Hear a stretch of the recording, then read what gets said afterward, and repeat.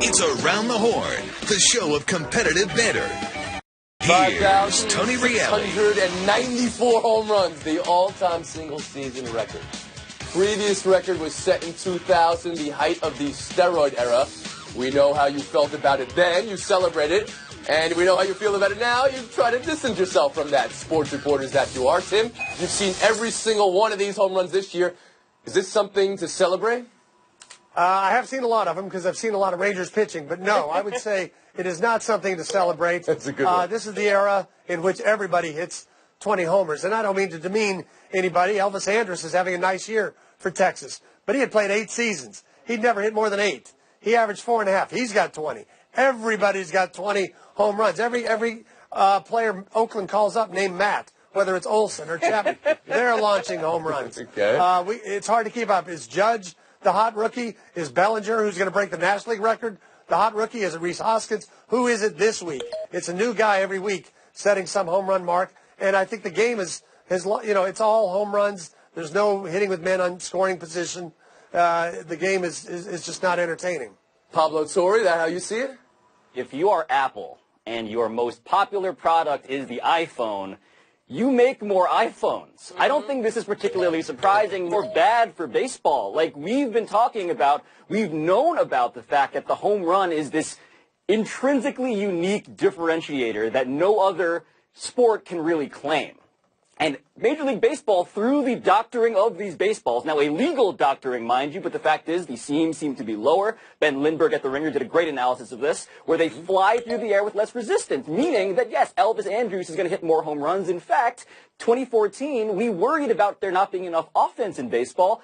47% more home runs since 2014, 1 every 27 at-bats. And the home run is unique also in that you can have a ton of them, but the diminishing returns point at which we actually want less, I don't think we're close to that. It still seems pretty difficult to hit a home run, and so you have this win-win for baseball right now, and they solved their biggest problem, which is they didn't have enough of their best products being advertised to the masses. And the headline there from Pablo Torre is, you believe the balls are different this season, that baseball purposely and calculated that they wanted more home runs after the 2014 season, and that's what we have in 2017. Let's bring in Bob Ryan for that assertion from Mr. Torre. Well, I have an existential question for you all. If this is all going on, why are the Boston Red Sox, of all people, last in the American League of home runs and are totally exempt from this entire conversation? You explain that one to me, see? Okay, there's always a little outlier in there. Now, that said, this is an issue that is strictly a media issue, something to talk about for you, me, and the seam heads and the analytic people and the sabermetricians and the really true diehards who are wounded by this. The fact of the matter is the average person is not even aware of this, would not be aware of this fact that the ball is not in play, that it's all about home runs, strikeouts, and walks, would not even be remotely aware if they weren't being told, okay? Because the average person is happy with the game. Is that exactly true, Bob? I mean, every fan knows that their team's got guys with 20 home runs this year, like Texas has half their team, or that the 40 home run guys, or all those rookies who are, like Tim said, breaking a record every week. I mean, we had Olsen this week break Hoskins' records, which beat, Judge's record, Sanchez's record. I mean, in the last year, we've had the rookie record set about 6 times. Oh, you're saying that just because Judge hit his 45th about 2.5 minutes ago. Now, the fact of the matter is that, which he did. No, but the fact of the matter is, what I'm saying is it's incontrovertible. The average fan doesn't think this is bad. He or she doesn't think it's bad. They are being told it's bad by people who have nothing else to do 24/7, 365 than micromanage baseball. The only person I'm hearing saying it's bad is Tim Kalishow here. So let's turn our attention to Ramona Shelburne. We remember the last time the record was set. It was in the middle of the steroids era, and now we're seeing it now. How are we going to feel about this today, and how are you going to feel about this maybe in 15 years? Look, I hope I feel good about it in 15 years as I do today. But generally speaking, when you're going to hit 2,000 more home runs than you did 3 years ago, there's something going on. Maybe it's the balls. Maybe guys are getting stronger. Maybe it's because teams don't seem to care if people strike out. I mean, strikeouts are at an all-time high, too. So essentially, the sabermetrician guys did the same thing that the guys in the NBA did, which they said, you know what? I'd rather you just shoot a bunch of threes. I don't care if you make a ton of them. 3 is greater than 2. So just shoot more threes, and if we shoot more and you make more, our offenses are going to be great. Just that's what happened in the NBA. Do you think this is an outgrowth of the sabermetrician, the seam head, as Bob called it? The idea that 3 true outcomes: home run, walk, strikeout. That's how the game is played. I think it's part of it, yeah. But I also worry that there's something else going on. Maybe there's a different masking agent for performance-enhancing drugs. Maybe there's a designer drug that they're not testing for. Maybe the testing is just not working. But I worry because you look at it's 2,000 more home runs than 2014. We're going to end up somewhere around 6,100 home runs. I hope it's those other causes. Kalisha, what do you think of that? I worry about that. Well, Ramona touched on it. There's a lot of Adderall prescriptions going around in baseball these days. But on top of that, you also have pitchers, and all pitchers are taught to do is throw 97, 98 miles an hour, which beyond leading to injuries, it leads to strikeouts and it leads to home runs if you connect with those pitches. And that's all the game is today. Pablo.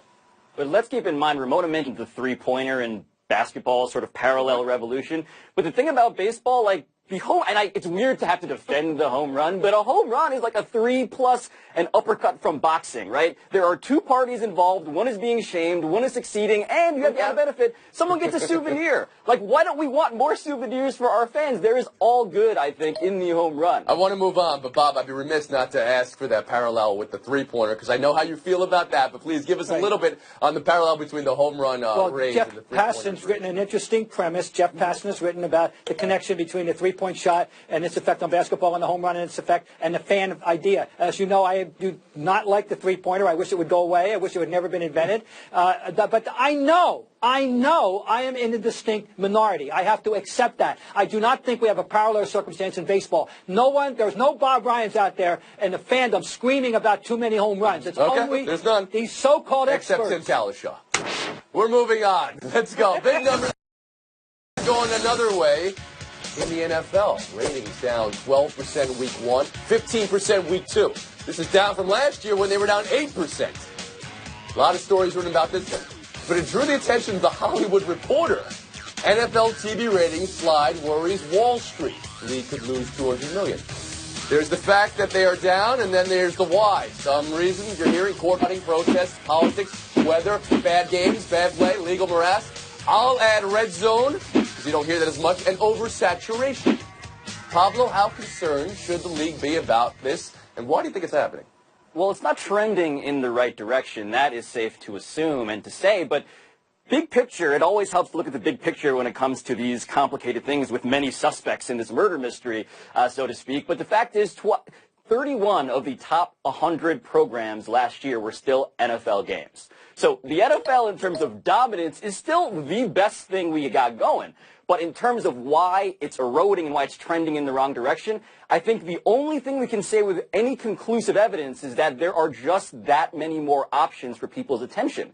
Attention is the most scarce resource in 2017, and so the NFL, in a real way, and not a cliched way, although people seem to say this a lot like a cliche, they're competing with Instagram, they're competing with Master of None, they're competing with everything else besides politics and weather, and including those two things too. So for me, there's a confirmation bias that we risk when you give the opportunity for people to say, why don't you like this thing? And they say, well, I don't like it because of the protests. But in reality, there are so many variables, and the number one thing is there's just more for us to watch.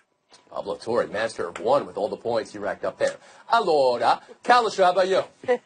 Yeah, I mean, I think the NFL has to look at it like, okay, we can expect a little bit of decline because everybody has a little bit of decline because of the things Pablo just talked about, 200 channels and binge-watching programs. But do we have problems with our product? And I think the answer to that clearly is yes. Now, one of them is kind of an early fluke. There have been 31 games because the Dolphins didn't play one the first week, and 19 of them have been decided by 10 or more points. There's been a lot of blowouts, and so you haven't had the most entertaining games. But Chris Sims made a good point about mediocre quarterback play has been legislated into the game, and conservative coaches have made that's the way you play the game. You throw 3-yard passes, and you try to move down the field, slowly and boringly doing that, and it does not create a great product. So in that regard, and we'll turn to Ramona Shelburne, should the NFL be worried?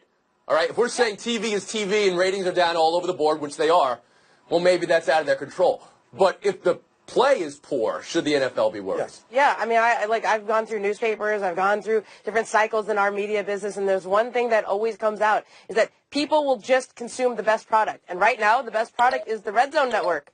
Like, I watch the Red Zone Network because it's more entertaining than watching a typical game. Now, I'll watch the Super Bowl, I'll watch the playoff game, but on a typical Sunday afternoon, I used to sit there and watch the game. Here in LA, they're earlier. They're at 10 and 1. Okay, I used to watch those games, but now it's all diluted. There's games on Thursday night, which are not as good. There's games now sometimes Saturdays. There's 2 Monday night games sometimes. You've diluted your product. And the best product that they're producing right now is the Red Zone Network because you just watch scoring all the time. Bob Ryan. One of the fallacies of sports and entertainment over the last 50 years, people evaluating them, is that everything always has to grow. Everything doesn't always grow. There's an ebb and a flow. Things are cyclical. Once upon a time in America, the 3 most popular sports were baseball, boxing, and horse racing. Tell me about boxing and horse racing compared to football, baseball, basketball, hockey, golf. Should the NFL be worried? They could be boxing. They could be horse racing. They should be worried, they should be realistic and understand what I just said is the truth, and that they have to adjust to that and worry about their revenue streams in a different way. That's all. Look, I want to hear about shares, not ratings. They still, as Pablo points out, the shares are still way above all the other sports. People still care, but there are other things competing for their attention, okay? And there's no question about that. Things aren't always going to be up. Sometimes they're going to level off. Look at NASCAR. Look at the days. NASCAR will never return, I would predict, to the days of Dale Jr. and of Bill Elliott and of the King, Richard Petty. It's not going to happen. So if you're the NFL and then you have to plan your future, how are you doing it? Ramona Shelburne, you want to try to delve into that? I think you've got to embrace all the things that the NBA has embraced. Personalities, big names. Have guys put themselves out there a little bit more and don't crack down on all the fun because that's what draws fans in nowadays. And stop trying to legislate back to where you were before. First step towards that may have been the celebrations that they're allowing now this season. You know, you said something interesting, Ramona, and I'm wondering if we're just the Red Zone, that's my opinion as well. But we're just a microscopic subset that is, watching all the games and far too much football because that's what we do for a living. That's my only wonder. And one thing nobody said, the weather of the last 2 weeks. There was 2 of the biggest states, power issues, of course, because of the hurricane. That might be another reason. We're going to take a break right here. Buy or sell us next. Look at the scores. This is like the ABA. This is not like the NFL right now. Yeah, this is like baseball. I'm on steroids. Around the Horn is brought to you by the all-new 2017 Jeep Compass.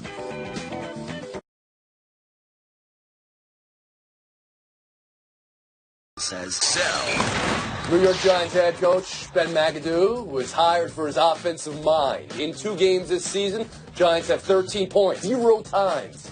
He hinted at a drastic change. Quote, if that means me giving up play calling duties, that's something we'll talk about, end quote. Ramona, would the Giants be better off if McAdoo gave up play calling duties?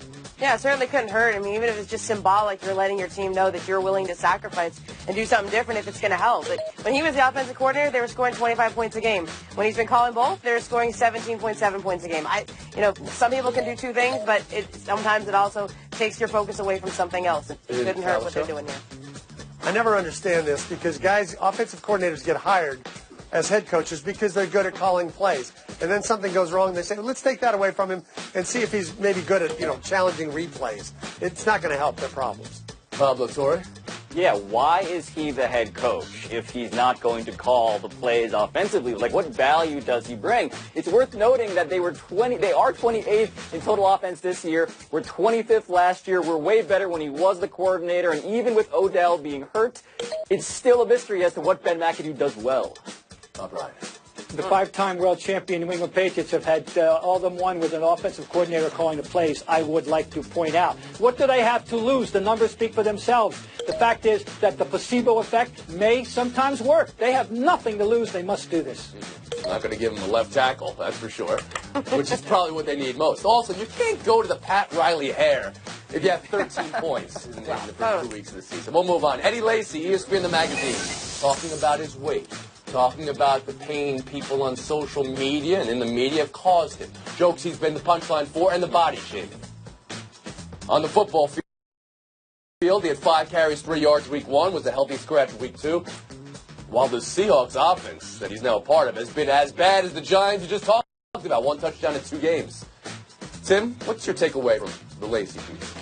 Well, first of all, it's a great article everyone should read. It's a lot like the Kevin Durant story, and it makes you wonder why anybody who's in the public eye reads their mentions on Twitter anymore. But for Lacy, he has been done, I think, a disservice both by Seattle and his own agents, it seems like, for publicizing these weigh-ins. He just wants to play, and if he's got the right weight and if he's good enough to play, give him plays. If not, he won't play. Pablo Torre. These guys do see everything. We shouldn't forget that. But the tension is when you're in sports and your body is your instrument, is the thing that you are relied upon to bring to the table every day, you need to speak to either a journalist or to the public to at least show them the human side of you, because being relatable is kind of the only option when you're caught between those two poles in sports. Bob Ryan. I did come away very sympathetic to him in larger terms, and the idea that Hurricane Katrina contributed to his health problems or his weight issues is very interesting for people to contemplate. The guy twice ran for 1,000 yards. There's an appropriate weight in there somewhere. He's got to find it. Governor. Look, I read that as a sort of kindred spirit because I go through that all the time myself on social media, especially as a woman in television. And the one thing I can tell you unequivocally is that you will not change your behavior because, one, it's very hard to do so, but you're not going to do it unless you want to do it. It has to come from within. So putting it out there, whether it's the Seahawks or his own agent, that doesn't help. That just makes you feel worse about yourself and creates that cycle. That's his mental health, which absolutely should not be underrated in any way. Also in the consideration here is his football viability at this point, and he lost the weight for the team. The team wanted to lose that weight, and now he was a healthy scratch for one game, and he's got to be questioning his effectiveness, maybe playing at a lower weight. We'll move on. Buy or sell 3. Try to hit a little higher and not take out knees in the future. That's Terrell Pryor to Cody Davis.